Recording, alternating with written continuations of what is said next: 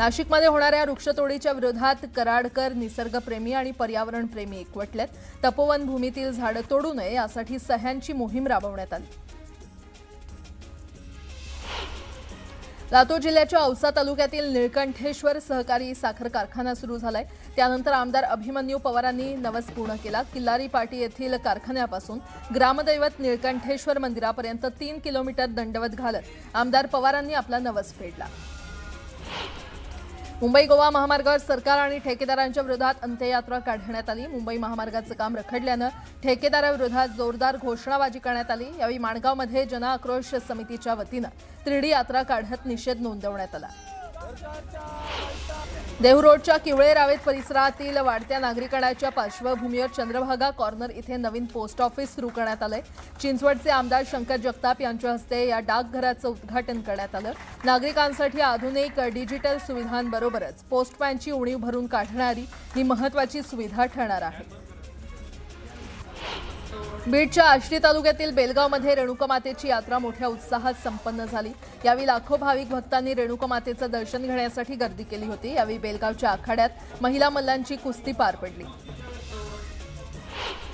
नांदेडमध्ये नाफेडच्या वतीनं सोयाबीनची खरेदी केंद्र 5 डिसेंबरपासून सुरू झाली आहेत। या केंद्रावर सोयाबीनला प्रति क्विंटल 5328 रुपये असा चांगला दर देण्यात येतोय।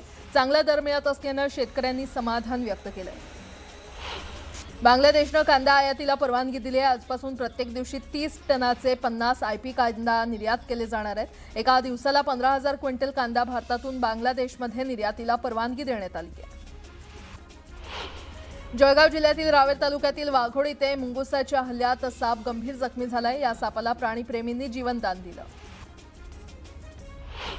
अखिल भारतीय मराठी साहित्य महामंडळानं साताऱ्यात होणाऱ्या 99 अखिल भारतीय साहित्य संमेलनाच्या कार्यक्रमाची कार्यक्रम पत्रिका जाहीर केली आहे। 1 जानेवारी ते 4 जानेवारी 2026 दरम्यान साताऱ्यात साहित्य संमेलन होणार आहे। मृदुला गर्ग यांच्या हस्ते उद्घाटन होणार आहे। राज्याचे मुख्यमंत्री देवेंद्र फडणवीस आणि दोन्ही उपमुख्यमंत्री साहित्य संमेलनाला उपस्थित राहणार आहेत। तर शरद पवार यांना देखील साहित्य संमेलनासाठी उपस्थित राहण्याचे आमंत्रण देण्यात आले आहे।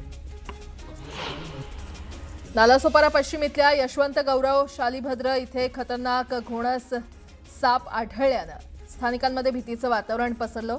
यानंतर सर्पमित्रांनी या सापाला पकडून त्याला सुरक्षित स्थळी सोडून दिलं। अवैध वाळू वाहतुकीवर कारवाई करण्यासाठी गेलेल्या प्रभारी तहसीलदारांना तलाठ्याकडून मारहाण करण्यात आली।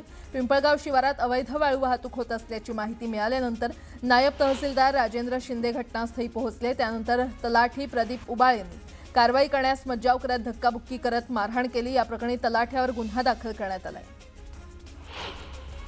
लातूर जिल्ह्यातील निलंगा इथे जागेच्या वादातून एका तरुणावर कोयत्यानं जीवघेणा हल्ला झाल्याची खळबळजनक घटना घडली आहे।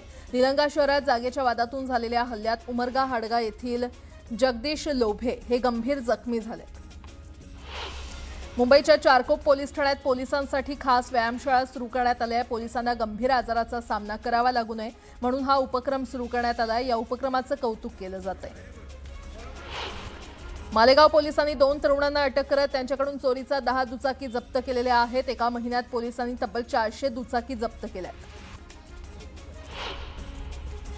मिरची पावडर डोळ्यात टाकून लुटणाऱ्या एका चोरट्याला पोलिसांनी जेरबंद केलंय। अकोल्यातील खदान पोलिसांनी ही कारवाई केली आहे। त्याच्याकडून मोबाईल आणि मोटारसायकलसह 1,80,000चा मुद्देमाल जप्त करण्यात आलाय।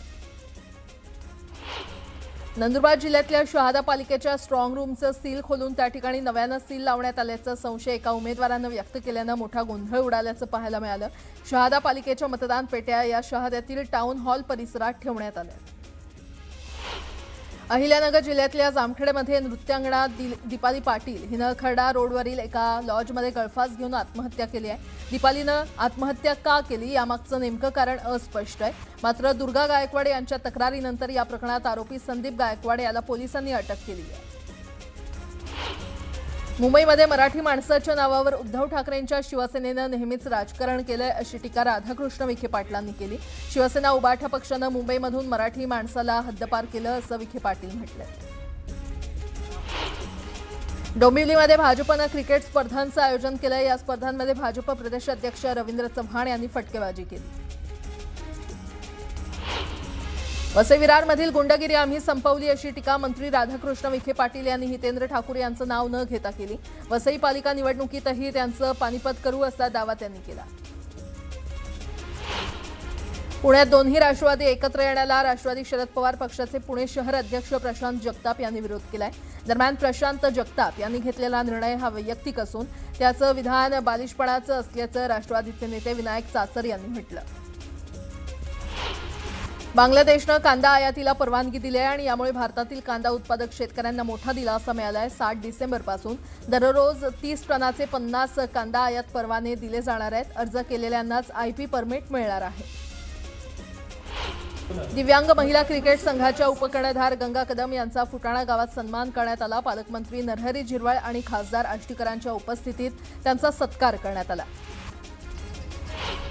बागलाण तालुक्यातील 32 ग्रामपंचायतीतील 85 ग्रामपंचायत सदस्य अपात्र करण्यात आले। वेळेत जात वैधता प्रमाणपत्र सादर न केल्यामुळे मालेगावचे अप्पर जिल्हाधिकारी देवदत्त केकान यांनी हे आदेश दिले।